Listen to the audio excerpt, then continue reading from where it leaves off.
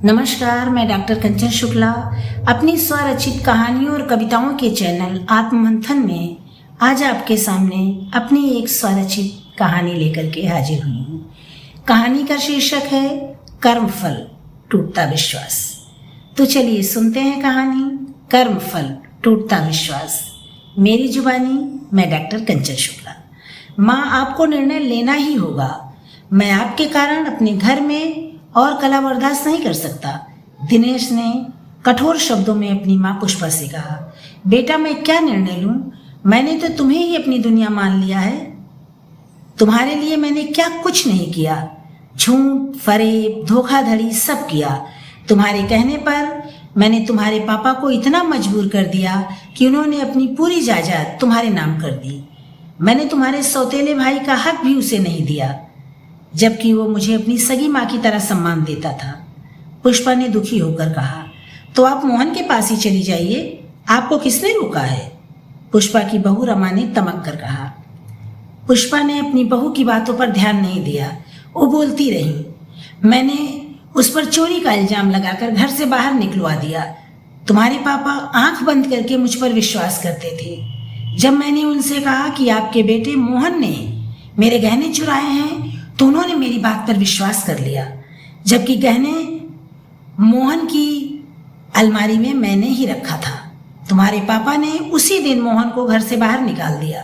कुछ दिनों तक वह मोहन को पैसे देते रहे, पर जब मैंने उन्हें ऐसा करने से मना किया तो उन्होंने मोहन को खर्चा देना भी बंद कर दिया।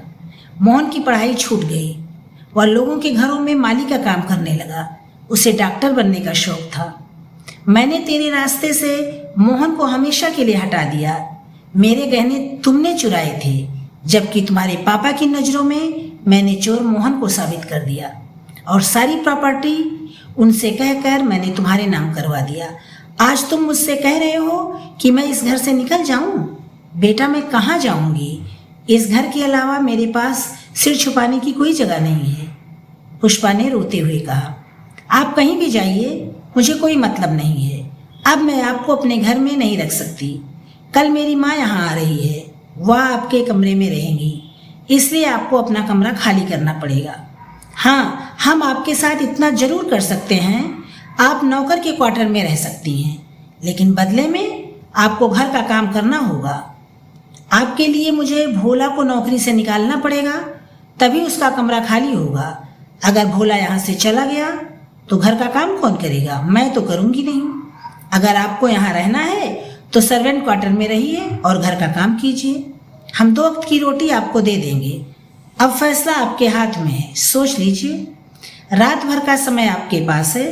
सुबह या तो आपको घर छोड़ना होगा या भोला यहाँ से जाएगा। इतना कहकर पुष्पा जी की बहू रमा दिनेश को लेकर वहाँ से चली गई। अपने बेटे और बहू की बात सुनकर पुष्पा जी स्तब्ध रह गईं। उनकी आंखों के आगे अंधेरा छाने लगा। वह दीवार पकड़कर वहीं जमीन पर बैठ गईं। उनकी आंखों के आगे अपने किए गए गुनाह एक एक कर आने लगे। जब वह ब्याह कर इस घर में आई थी तो मोहन 3 साल का था। उसके पति राकेश ने मोहन को पुष्पा की गोद में डालते हुए कहा था, पुष्पा, आज से तुम मोहन की माँ हो। अपने पति के सामने तो पुष्पा ने बहुत प्यार से मोहन को अपने सीने से लगाया और मुस्कुराते हुए कहा, अब आज से मोहन की सारी जिम्मेदारी मेरी है। मैं मोहन को सगी माँ का प्यार दूंगी। इसके लिए कभी मुझे मोहन के साथ सख्ती करनी पड़ी क्योंकि वो गलत रास्ते पर ना जाए, इसलिए आज के बाद आप मोहन के विषय में कुछ नहीं बोलेंगे। मैं उसे प्यार करती हूँ या डांटती हूँ, ये मेरा बेटा है। अब ये सब मेरी जिम्मेदारी है। मैं उसकी सभी ज़रूरतों का ध्यान रखूंगी। वह माँ के लिए तरसता रहा है, मैं उसे माँ का भरपूर प्यार दूंगी।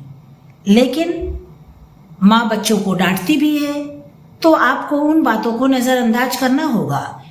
मैं ये नहीं सुनना चाहती कि मैं इसकी सौतेली माँ हूँ इसलिए डांट रही हूँ। मैं इसे सही रास्ते पर लाने के लिए गलत बात के लिए डांटूंगी भी। पुष्पा की बातों में आकर उसके पति ने मोहन की तरफ से ध्यान देना ही छोड़ दिया। वैसे भी जब माँ दूसरी होती है तो बाप तीसरा हो जाता है। पुष्पा ने अपने शारीरिक आकर्षण में अपने पति को ऐसा फंसाया कि वो जो भी कहती उसके पति उसी बात को सच समझते। पुष्पा अपने पति के सामने मोहन को बहुत प्यार करती, लेकिन जब उसके पति घर पर नहीं होते तो मोहन पर अत्याचार करती। उसके पति ज़्यादातर रूट पर रहते थे।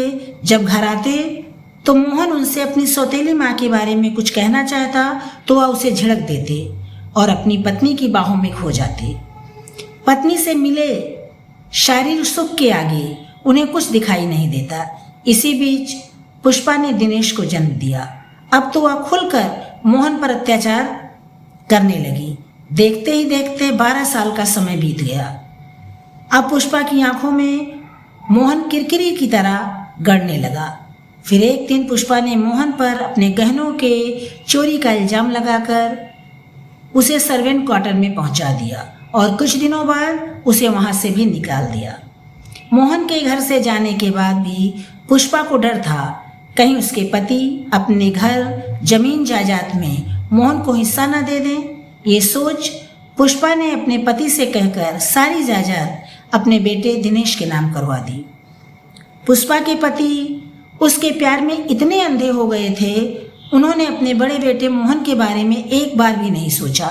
घर से निकाले जाने के बाद किसी ने मोहन की खोज खबर नहीं ली। माँ तो सौतेली थी, पर अब बाप भी सौतेला हो गया था। पुष्पा को दूसरे लोगों से पता चलता कि मोहन लोगों के घरों में माली का काम करता है, घरों में अखबार देता है। मोहन की दुर्दशा सुनकर पुष्पा खुश होती रही। समय अपनी गति से आगे बढ़ता रहा। एक दिन दिनेश अपनी माँ पर बुरी तरह चिल्ला रहा था। तब पुष्पा ने उसे एक थप्पड़ जड़ दिया। थप्पड़ खाकर दिनेश गुस्से में पागल हो गया। उसने अपनी माँ पुष्पा का हाथ मरोड़कर गुस्से में दांत पीसते हुए कहा, माँ, आज तो आपने मुझ पर हाथ उठा दिया, आगे से ऐसी गलती कभी न कीजिएगा। मैं मोहन नहीं हूँ जो आपके अत्याचारों को सहन कर आपका सम्मान करूँगा। आपने मोहन पर झूठा चोरी का इल्जाम लगाकर घर से बाहर निकाल दिया, जबकि चोरी मोहन ने नहीं मैंने की थी। ये बात आप जानती थी, जबकि आपने पापा से कहा चोरी मोहन ने की है। पापा ने बिना कुछ जाने समझे मोहन को घर से निकाल दिया। वो आप पर अंधविश्वास करते हैं। पापा समझते हैं कि आप उन्हें प्यार करती हैं, जबकि आप पापा से नहीं उनकी दौलत से प्यार करती हैं। अब दौलत मेरे नाम है, इसलिए आज के बाद मुझसे ऊंची आवाज में बात ना कीजिएगा, वरना आपके हक में अच्छा नहीं होगा। इतना कहकर दिनेश वहां से चला गया। पुष्पा अपने बेटे की बात सुनकर पहले तो स्तब्ध रह गई, फिर उसने सोचा, दिनेश ने आज शराब पी रखी है, इसलिए उसने मेरा अपमान किया। जब नशा उतर जाएगा तो मेरे पास आकर मुझसे माफी मांगेगा। उस दिन राकेश ने दिनेश की बातें सुन ली। वे आज खुद से नजरें नहीं मिला पा रहे थे। उन्हें मोहन के साथ किए गए अत्याचार याद आने लगे। इस बात का उन्हें इतना बड़ा सदमा लगा कि उन्होंने बिस्तर पकड़ लिया। राकेश ने मोहन को ढूंढने की कोशिश की, पर मोहन की कोई खबर नहीं मिली। कुछ दिनों बाद ही पुष्पा के पति की मौत हो गई। पुष्पा को अपने पति की मौत का कोई गम नहीं था। उन्होंने तो शादी ही पैसों के लिए की थी। मरने से पहले पति ने सारी धन दौलत उनके बेटे के नाम कर दिया था। पुष्पा अपने बेटे के साथ बहुत खुश थी। इसी बीच दिनेश ने अपनी पसंद की लड़की से शादी कर ली। पत्नी के आते ही दिनेश का व्यवहार अपनी माँ के प्रति पूरी तरह बदल गया। घर, जमीन, जायदाद सब पहले ही उसके नाम था। अब वह बात बात पर अपनी माँ पुष्पा को अपमानित करता। पुष्पा की बहू भी उनका अपमान करती। वो सब बर्दाश्त कर रही थी, पर आज बहू बेटे ने उन्हें घर से निकल जाने के लिए कहा। यह सुनकर उन्हें अपने कानों पर विश्वास नहीं हुआ। आज उनका पाप उन्हें ही मुंह चिढ़ा रहा था जो उन्होंने मोहन के साथ किया था। वही आज उनके सामने आया। उनका बेटा उनके साथ वही कर रहा था जो उन्होंने मोहन के साथ किया था। पुष्पा जी अपने गुनाहों को याद कर फूट फूट कर रो पड़ी। कब उनकी आंख लग गई उन्हें पता ही नहीं चला। सुबह जब उनकी नींद खुली तो दिन चढ़ाया था। वो जब कमरे से बाहर आई तो देखा बहू बेटे चाय पी रहे थे। उन्हें देखकर दोनों ने अनदेखा कर दिया। वह भी एक कुर्सी पर बैठ गईं। तभी उनकी बहू ने मुंह बनाकर कहा, माँ जी आपने क्या फैसला किया? आप सर्वेंट क्वार्टर में रहेंगी या घर छोड़कर जाएंगी? बहू, मैं अब इस बुढ़ापे में कहाँ जाऊंगी, तुम लोग जहाँ कहोगी वहीं रह लूंगी। इतना कहकर वो चुप हो गई। तब ठीक है माँ जी, मैं आज ही भोला को नौकरी से निकाल देती हूँ। अब घर का सारा काम आपको करना होगा। हम आपको मुफ्त में खाना नहीं खिला सकते। अब यहाँ बैठी क्या कर रही हैं? रसोई में जाइए, नाश्ता और खाना बनाना है। पहले हम दोनों के लिए चाय बनाकर दे जाइए, उसके बाद दूसरा काम कीजिएगा। पुष्पा की बहू रमा ने मुंह बनाते हुए कहा। पुष्पा जी ने आशा भरी नजरों से अपने बेटे की ओर देखा, लेकिन उसने अपनी नजरें फेर ली, जैसे वो कह रहा हो जो मेरी पत्नी कह रही है वही आपको करना है। देखते ही देखते पुष्पा जी अपने ही घर में नौकरानी बनकर रह गईं। दिन भर वह कोल्हू के बैल की तरह घर के कामों में लगी रहती, तब उन्हें 2 वक्त का खाना नसीब होता। आस पड़ोस के लोगों को भी उनकी ऐसी हालत देखकर दुख नहीं होता था, क्योंकि उन्होंने पुष्पा जी को मोहन पर अत्याचार करते हुए देखा था। सभी पुष्पा की हालत देखकर एक दूसरे से कहते, जो जैसा करता है उसे वैसा ही भोगना पड़ता है। जो अत्याचार उन्होंने मोहन के साथ किया वही अब उनका बेटा उनके साथ कर रहा है। दिन बीतते रहे, अब पुष्पा जी बीमार रहने लगी। उनसे ज्यादा काम नहीं होता था। एक दिन उन्हें बुखार था, कमजोरी के कारण उन्हें चक्कर आया और वो बेहोश होकर जमीन पर गिर गईं।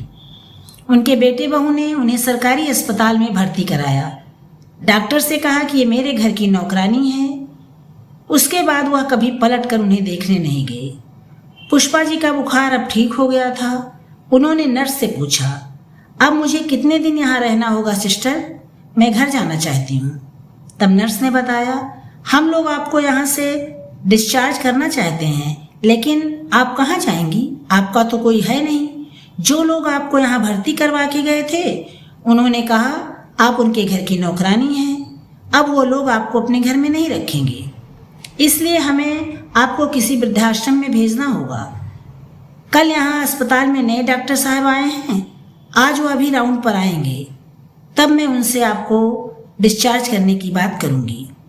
नर्स की बात सुन पुष्पा जी के चेहरे पर दर्द की लकीरें खिंच गईं। उनके बेटे बहू ने उन्हें घर की नौकरानी बना दिया। अब वो लोग उन्हें लेने नहीं आएंगे। पुष्पा जी यही सोच रही थी कि नर्स के साथ डॉक्टर राउंड पर आ गए। डॉक्टर को देख पुष्पा जी चौंक गई, क्योंकि वह डॉक्टर कोई और नहीं, उनका सौतेला बेटा मोहन था। मोहन भी पुष्पा जी को देखकर चौंक गया। उसने कहा कुछ नहीं। तभी नर्स ने कहा, डॉक्टर साहब, इन माता जी का क्या किया जाए?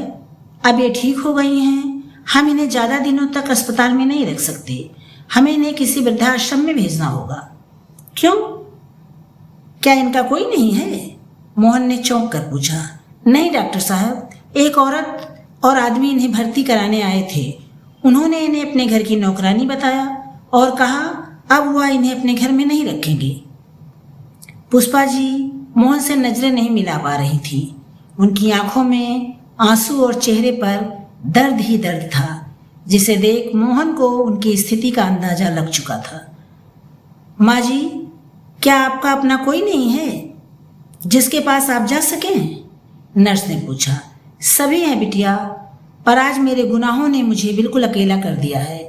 इंसान अपनों के प्यार में इतना अंधा हो जाता है कि वह दूसरे का हक छीन कर खुश होता है, पर जिनके लिए वह यह सब पाप करता है वही अपने एक दिन उसे अकेला छोड़ देते हैं। जब हम अपने बच्चों को दूसरे का हक छीनने की शिक्षा देंगे तो आगे चलकर वही बच्चे उसके साथ भी वही करेंगे, जैसा मेरे साथ मेरे बेटे बहू कर रहे हैं। मैं अपने ही गुनाहों की सजा भुगत रही हूँ। आप लोग मुझे वृद्धाश्रम भेज दीजिए, वही मेरी असली जगह है। इतना कहकर पुष्पा जी रोने लगी। नर्स, इन्हें वृद्धाश्रम भेजने की जरूरत नहीं है, मैं इन्हें अपने घर ले जाऊंगा। जब बेटा जिंदा हो तो माँ वृद्धाश्रम में नहीं रहती, मोहन ने गंभीर लहजे में कहा। मोहन की बात सुन नर्स आश्चर्य से डॉक्टर मोहन को देखने लगी। पुष्पा जी का चेहरा शर्मिंदगी से झुक गया, जबकि दूसरी तरफ मोहन के चेहरे पर अपनी सौतेली माँ के लिए सम्मान दिखाई दे रहा था। मोहन तुम मुझ जैसी दुष्ट सौतेली माँ को अपने साथ क्यों ले जाना चाहते हो? मैंने तो कभी भी तुम्हें चैन से जीने नहीं दिया। मेरी वजह से तुम घर से बेघर हो गए। उसके बावजूद तुम्हारे मन में मेरे लिए अपनापन और सम्मान है। मैं इस सम्मान के काबिल नहीं हूँ। मुझे तुम मेरे हाल पर छोड़ दो। पुष्पा जी ने हाथ जोड़कर रोते हुए कहा। माँ जी, मैं आप पर कोई एहसान नहीं कर रहा हूँ। मैं आज जिस मुकाम पर हूँ वो आपके कारण हूँ। अगर आपने मुझे घर से ना निकाला होता तो मेरा स्वाभिमान, मेरा जमीन कभी नहीं जागता।